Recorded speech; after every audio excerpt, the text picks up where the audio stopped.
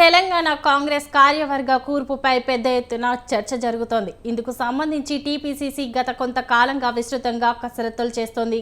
మరి ఇలాంటి వేళ సంక్రాంతి తర్వాతైనా ఆఫీస్ బేరర్ల నియామకం ఉంటుందా? కార్యవర్గంలో ఉన్న పోస్టులు ఏంటి? పదవులు ఆశిస్తున్న వారిలో ఎవరెవరు ఉన్నారు?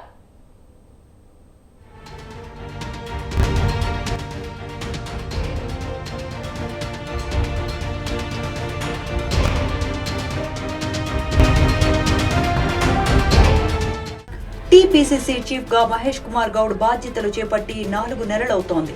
ఆయన అధ్యక్ష బాధ్యతలు చేపట్టడంతోనే అప్పటి వరకు ఉన్న కమిటీలన్నీ రద్దయిపోయాయి. దీంతో నూతన కార్యవర్గంలో కొత్తగా ఎవరిని పదవులు వరిస్తాయి, ఎవరికి ఛాన్స్ ఇస్తారు అన్న దానిపై పీసీసీ విస్తృతంగా చర్చిస్తోంది.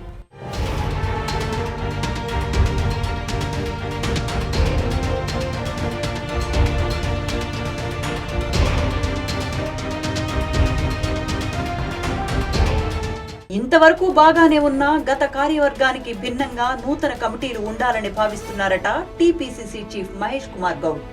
బీసీ సామాజిక వర్గానికి చెందిన మహేష్ కుమార్ గౌడ్ పీసీసీ చీఫ్ గా ఉండగా వైస్ ప్రెసిడెంట్లు, వర్కింగ్ ప్రెసిడెంట్లు, ప్రచార కమిటీ చైర్మన్, ప్రధాన కార్యదర్శులు, అధికార ప్రతినిధుల నియామకం చేపట్టాల్సి ఉంది. అయితే గతంలో అంటే రేవంత్ రెడ్డి పీసీసీ చీఫ్ గా ఉన్న సమయంలో సీనియర్ నేతలు కోరిన పదవులు కట్టబెట్టారన్న టాక్ ఉంది. అందుకే జాబితా చాంతాడంత ఉందన్న విమర్శలున్నాయి. ఈ పరిస్థితుల్లో తన కార్యవర్గం పెరగకుండా జాగ్రత్తలు తీసుకుంటున్నారట మహేష్ కుమార్ గౌడ్.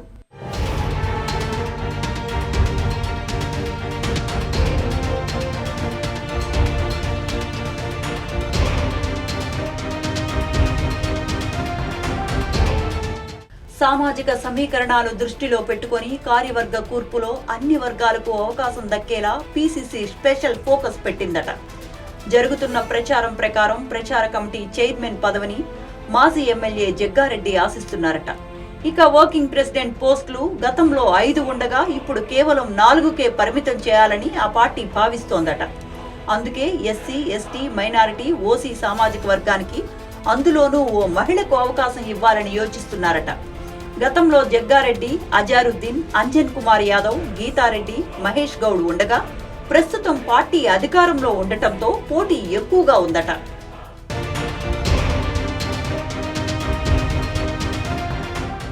ఎస్సీ సామాజిక వర్గం నుంచి సంపత్ కుమార్, అడ్లూరి లక్ష్మణ్, ఎస్టీ సామాజిక వర్గం నుంచి బలరాం నాయక్, మైనార్టీల తరపున ఫిరోజ్ ఖాన్, రెడ్డి సామాజిక వర్గం నుంచి వంశీచందర్ రెడ్డి, చామల కిరణ్ కుమార్ రెడ్డి పదవులను ఆశిస్తున్నారు.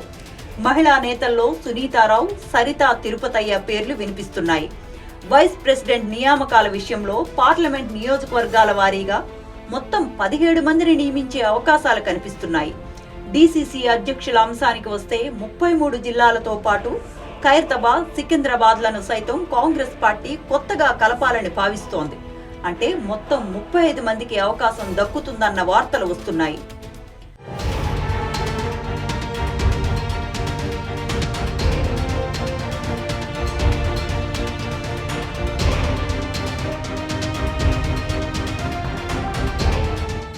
వీటికి తోడు జిల్లాకు ఒక ప్రధాన కార్యదర్శి చొప్పున పీసీసీ కార్యవర్గంలోకి తీసుకోవాలని కాంగ్రెస్ పార్టీ భావిస్తోందట.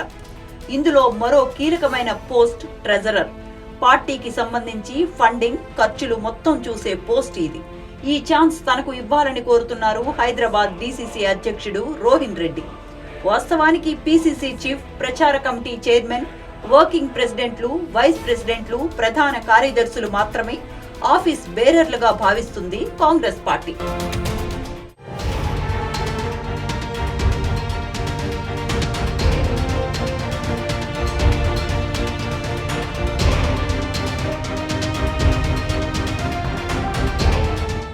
పార్టీ అధికారంలో లేకపోయినా కష్టపడిందెవరు?